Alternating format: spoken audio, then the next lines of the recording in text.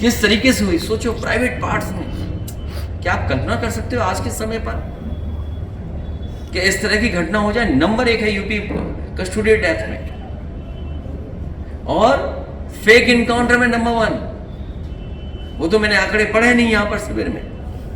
कमाल की पुलिस के ये, और कितनी उंगली उठी है पुलिस के ऊपर।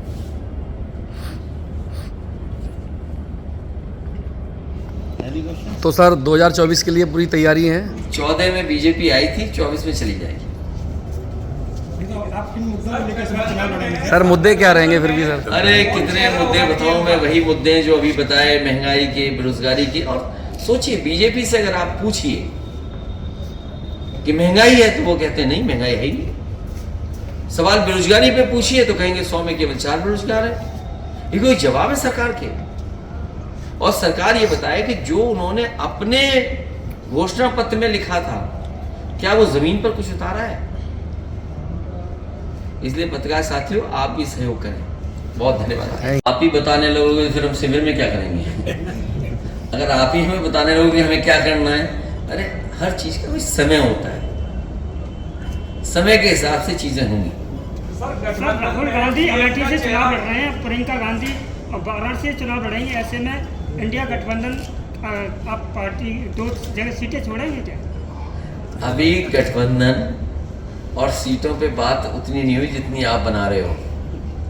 जिस समय सीट पर बात होगी तो आपको जानकारी हो जाएगी कौन कहां से लड़ेगा। लेकिन मैं आपको कह करके जा रहा हूं, इंडिया गठबंधन पीडीए के साथ 80 की 80 सीटें भारतीय जनता पार्टी को हराने जा रही है। सर एमपी में 100 विधायक भारतीय जनता पार्टी ने अपने भेजे हैं। क्या लगता है कि चुनाव में, एमपी के चुनाव में कितना बड़ा फायदा मिल सकता है?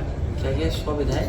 उत्तर प्रदेश से 100 विधायक मध्य प्रदेश में कैंपेनिंग के लिए गए हुए हैं। वो इसलिए गए हुए हैं कि जैसी हार वहां होगी वैसी हार उनकी यहाँ भी होगी, तो हार देखने गए हैं।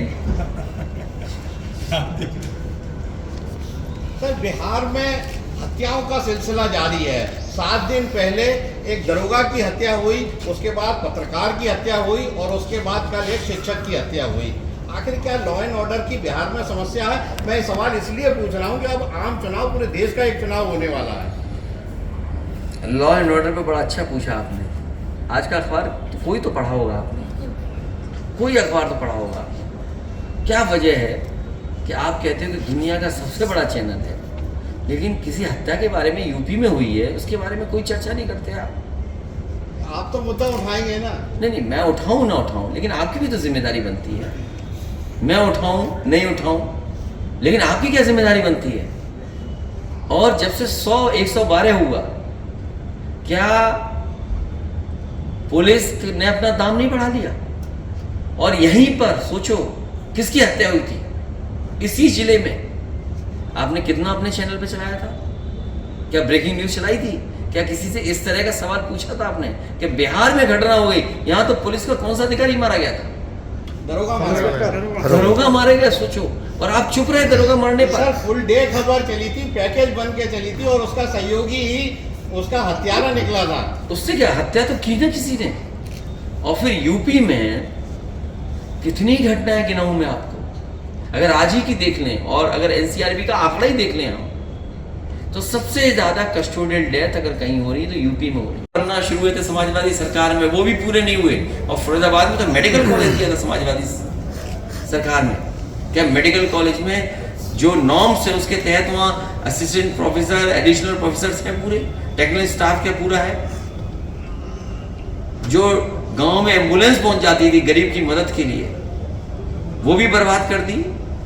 पुलिस के लिए 112 दिया, जो 100 नंबर था पहले। क्या 112 करने से पुलिस में सुधार आ गया? भ्रष्टाचार चरम सीमा पर। नोटबंदी अगर दोनों मिला लेंगे हम, पहले वाली नोटबंदी और 2000 रुपए की नोटबंदी, तो दुनिया का सबसे करप्ट डिसीजन अगर कोई था तो वो नोटबंदी था। सबसे बड़ा भ्रष्टाचार अगर कोई हुआ है तो वो नोटबंदी के समय पर हुआ। ये तो कह रहे थे कि 2000 में चिप लगा हुआ है। क्या 2000 रुपए जो लोगों ने निशानी के रूप में रखा है, क्या वो ड्रोन से ढूंढवाएंगे वो लोग?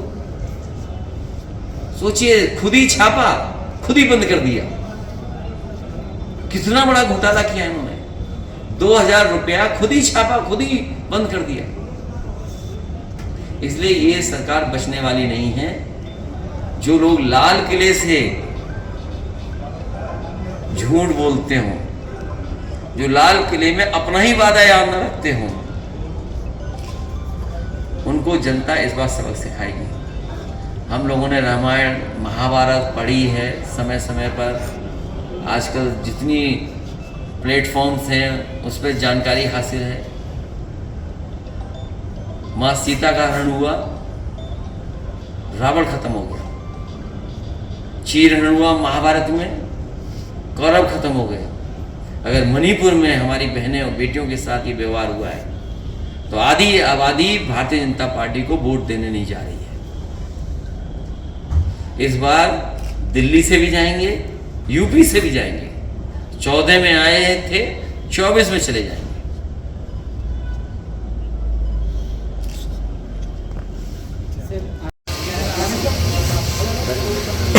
मैं अपने प्रेस के साथियों का धन्यवाद देता हूँ। कोई बात नहीं।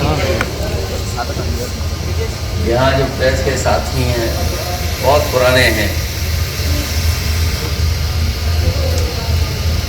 मैं आज के शिविर के लिए समाजवादी पार्टी के सभी नेता कार्यकर्ता, जिन्होंने इस कार्यक्रम को बहुत तैयारी के साथ और पूरे जिले के जिम्मेदार कार्यकर्ताओं को एक साथ इकट्ठा कर करके जो कार्यक्रम चलाया, मैं उम्मीद करता हूँ कि यही कार्यकर्ता जब गांव में बूथ पर पार्टी के नेताओं की कही हुई बात और किस तरीके से आने वाले समय में चुनौतियां हैं वो बात अगर रखेंगे तो समाजवादी पार्टी से लोग जुड़ेंगे भी और समाजवादी पार्टी के बूथ स्तर पर बड़ी ताकत बनकर के आएगी। ये लोकसभा वो है जो समाजवादियों का गढ़ माना गया है। मेरी तरफ जो बाएं बैठे हैं वो भी यहाँ से सांसद रहे हैं, मैं भी सांसद रहा हूँ, अक्षय भी सांसद रहे हैं और जब 24 में रिजल्ट आएगा तो समाजवादी पार्टी का ही सांसद होगा।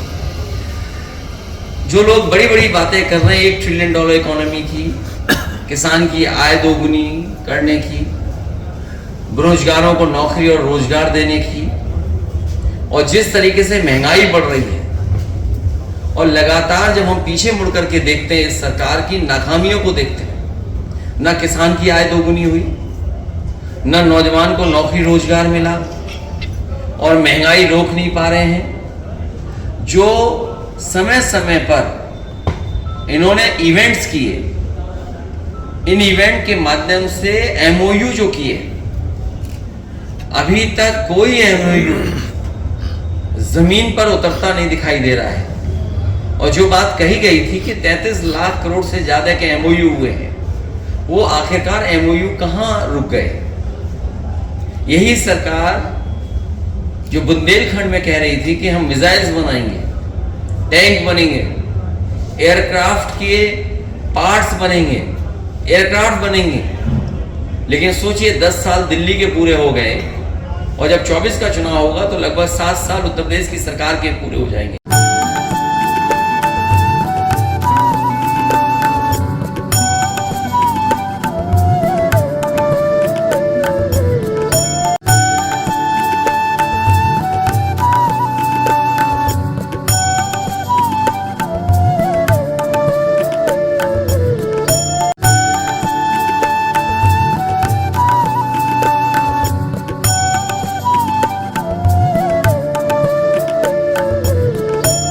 बयान को आप कैसे देखते हैं? मेरे पत्रकार साथी, मैंने मुख्यमंत्री जी से पूछा था कि आपने सबसे पहले परिवारवाद शुरू किया, मुझसे पहले आप सांसद बन गए और न केवल सांसद बन गए बल्कि आपने मठ के सबसे बड़े अधिकारी भी बन गए आप। तो ये परिवारवाद नहीं है क्या? बीजेपी को अपना परिवारवाद नहीं दिखाई देता है। अपना परिवारवाद देखने के लिए कौन सी आंखें चाहिए उनको? ये मुद्दा कोई नहीं है। मुद्दा है महंगाई का, मुद्दा है बेरोजगारी का।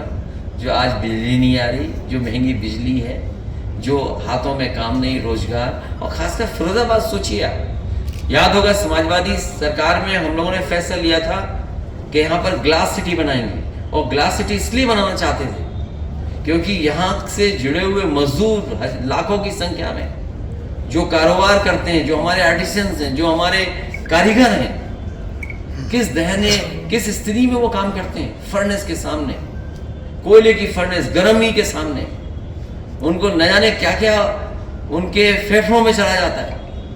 तो जो उनका जीवन स्तर होना चाहिए बेहतर, वो नहीं बन पाया, और बड़े संख्या में लोग बहुत गरीबी की हालात में रह रहे हैं। तो सोचिए, ग्लास सिटी के लिए हम लोग प्रयास कर रहे थे, नहीं बना पाए, लेकिन हम फिरोजाबाद के तमाम अपने गरीब मजदूरों को और खासकर कारीगरों को कह करके जा रहे हैं, जब भी समाजवादी सरकार बनेगी यहाँ पर ग्लास सिटी होगी, जिससे कि हमारे मजदूर भाइयों को सेफ्टी के साथ, उन्हें आप ही बताने लगोगे फिर हम शिविर में क्या करेंगे? अगर आप ही हमें बताने लगोगे हमें क्या करना है, अरे हर चीज का कोई समय होता है, समय के हिसाब से चीजें होंगी। राहुल गांधी अमेठी से चुनाव लड़ रहे हैं, प्रियंका गांधी और वाराणसी से चुनाव लड़ेंगे, ऐसे में इंडिया गठबंधन आप पार्टी 2 जगह सीटें छोड़ेंगे क्या? अभी गठबंधन और सीटों पे बात उतनी नहीं हुई जितनी आप बना रहे हो। जिस समय सीट पर बात होगी तो आपको जानकारी हो जाएगी कौन कहाँ से लड़ेगा। लेकिन मैं आपको कह करके जा रहा हूँ, इंडिया गठबंधन पीडीए के साथ 80 की 80 सीटें भारतीय जनता पार्टी को हराने जा रही है। सर, एमपी में 100 विधायक भारतीय जनता पार्टी ने अपने भेजे हैं, क्या लगता है कि चुनाव में, एमपी के चुनाव में कितना बड़ा फायदा मिल सकता है? क्या ये 100 विधायक? उत्तर प्रदेश से 100 विधायक मध्य प्रदेश में कैंपेनिंग के लिए गए हुए हैं। वो इसलिए गए हुए हैं कि जैसी हार वहाँ होगी वैसी हार उनकी यहाँ भी होगी, तो हार देखने गए हैं। सर, बिहार में हत्याओं का सिलसिला जारी है। 7 दिन पहले एक दरोगा की हत्या हुई, उसके बाद पत्रकार की हत्या हुई, और उसके बाद कल एक शिक्षक की हत्या हुई। आखिर क्या लॉ एंड ऑर्डर की बिहार में समस्या है? मैं सवाल इसलिए पूछ रहा हूँ कि अब आम चुनाव, पूरे देश का एक चुनाव होने वाला है। लॉ एंड ऑर्डर पे बड़ा अच्छा पूछा आपने। आज का अखबार तो कोई तो पढ़ा होगा आपने, कोई अखबार तो पढ़ा होगा। क्या वजह है कि आप कहते हो कि दुनिया का सबसे बड़ा चैनल है, लेकिन किसी हत्या के बारे में यूपी में हुई है उसके बारे में कोई चर्चा नहीं करते आप तो मुद्दा उठाएंगे ना? नहीं, मैं उठाऊं ना उठाऊं, लेकिन आपकी भी तो जिम्मेदारी बनती है। मैं उठाऊं नहीं उठाऊं, लेकिन आपकी क्या जिम्मेदारी बनती है? और जब से 112 हुआ, क्या पुलिस ने अपना दाम नहीं बढ़ा दिया? और यहीं पर सोचो किसकी हत्या हुई थी, इसी जिले में। आपने कितना अपने चैनल पे चलाया था? क्या ब्रेकिंग न्यूज चलाई थी? क्या किसी से इस तरह का सवाल पूछा था आपने कि बिहार में घटना हो गई, यहाँ तो पुलिस का कौन सा अधिकारी मारा गया था? दरोगा मारे गए, सोचो। और आप चुप रहे दरोगा मारने पर। सर, फुल डे खबर चली थी, पैकेज बन के चली थी, और उसका सहयोगी ही उसका हत्यारा निकला था। उससे क्या, हत्या तो की ना किसी ने। और फिर यूपी में कितनी घटनाएं गिनाऊं मैं आपको, अगर आज ही की देख लें और अगर एनसीआरबी का आंकड़ा ही देख लें हम, तो सबसे ज्यादा कस्टोडियल डेथ अगर कहीं हो रही है तो यूपी में हो रही है। आखिर क्यों, क्या? वो बीजेपी वाले सवाल पूछते हैं और आप लोगों को चटपटा मिलता है जिससे न्यूज चले, इसलिए सवाल बड़ा है। मैं आप ही से जानना चाहता हूं कि वो नेता का नाम आप बताएं जिस नेता ने ये कहा हो कि देश के प्रधानमंत्री सबसे झूठे प्रधानमंत्री हैं, जिन्होंने मुख्यमंत्री जी के लिए गाना गाया हो कि चल सन्यासी मंदिर में। उस नेता का नाम क्या है? तो ये बीजेपी सोचे इस बारे में। सर, ये राहुल गांधी इस समय लद्दाख के दौरे पे हैं। राहुल गांधी ने एक बयान जारी किया है कि वहाँ के स्थानीय लोगों ने बताया है कि चीनी सेना हिंदुस्तान में घुस आई है और उन्होंने हिंदुस्तान की जमीन पे कब्जा कर लिया है। सरकार डिनाइल मोड में है। लद्दाख और वो इलाका हमेशा महत्वपूर्ण रहा है भारत के लिए भी। समाजवादियों ने हमेशा, डॉक्टर राम मनोहर लोहिया, नेताजी और जितने भी समाजवादी लोग रहे, उन्होंने हमेशा कहा कि चीन से सावधान रहें। पहले अक्साई चिन्ह, और अब ये हिस्सा भी आपके हाथ से छूट गया है। अगर लोग वहां पर बता रहे हैं कि कुछ हिस्से में वहां के चीन के कब्जे में है, फौज के लोग बोल नहीं सकते हैं, लेकिन फौज के लोग जानते हैं वो लेक जो हम लोग फिल्म में देखते थे कभी, उस पर कभी भी दूसरे देश के लोगों का कब्जा नहीं था। इसी तरह अगर सरकार, खासकर भारत सरकार, अपनी कमजोरी दिखाती रही तो वो दिन दूर नहीं जिस तरीके से मानसरोवर जाने के लिए आपको चीन का वीजा चाहिए, अगर आप वो लेक देखने जाओगे तो भविष्य में हो सकता है आपको चीन से परमिशन मांगनी पड़े, तब जाकर के उस लेक को आप देख पाएंगे। अजय जी, एक सवाल और है। घोसी उपचुनाव में भारतीय जनता पार्टी के प्रत्याशी दारा सिंह पर अभी कुछ देर पहले काली स्याही उनके मुंह पर फेंकी गई है। बहुत दुखद घटना है कि किसी भी पॉलिटिकल लीडर के ऊपर इस तरह का व्यवहार कोई करे। आखिरकार भारतीय जनता पार्टी की इतनी बड़ी पुलिस की फौज क्या कर रही है, और आज के समय पर कोई इस तरह का व्यवहार करे, इंक फेंक जाए और पकड़ा ना जाए, उसकी जानकारी ना हो। कहीं ऐसा तो नहीं भारतीय जनता पार्टी दूसरे दल पे आरोप लगा रही हो? वो आरोप इसलिए लगा रही हो क्योंकि वहां की जनता जागरूक हो गई है। वहां की जनता भारतीय जनता पार्टी को इस बार सबक सिखाने के लिए तैयार है। क्या मध्य प्रदेश में समाजवादी पार्टी इसने कहीं गई थी जो वादे किए गए थे, और अभी तो घोषणा पत्र इनका पलटा नहीं। हम लोगों ने जो जो घोषणा पत्र में इन्होंने बातें लिखी थी, एक भी बजट के माध्यम से पूरी नहीं हो पा रही। जिस उत्तर प्रदेश में सबसे ज्यादा बिजली का उत्पादन समाजवादी सरकार ने बढ़ाया, आज भी वो प्लांट पूरी तरीके से चालू नहीं कर पाई ये लोग, और उसका परिणाम ये है कि महंगी बिजली मिल रही है। हर गांव में बिल आ रहे हैं, मीटर लगा दिया गया, लेकिन बिजली कितनी मिल रही है उनको? आज एक भी जिला अस्पताल सरकार ने नहीं बनाया जहां गरीब का इलाज हो जाए। सुनने में आ रहा है कि शुरुआत की इन्होंने सीएससी को पीपीपी मॉडल पे प्राइवेट हाथों में देने जा रहे हैं। सीएससी को, डेयरी के प्लांट जो लगना शुरू हुए थे आपके जिले में भी, पराग का समाजवादी सरकार में बजट दिया गया था, पराग का उच्चीकरण करने के लिए काम दिया गया था, वो वैसा ही का वैसा पड़ा, मशीनों का पता नहीं कहां चली गई।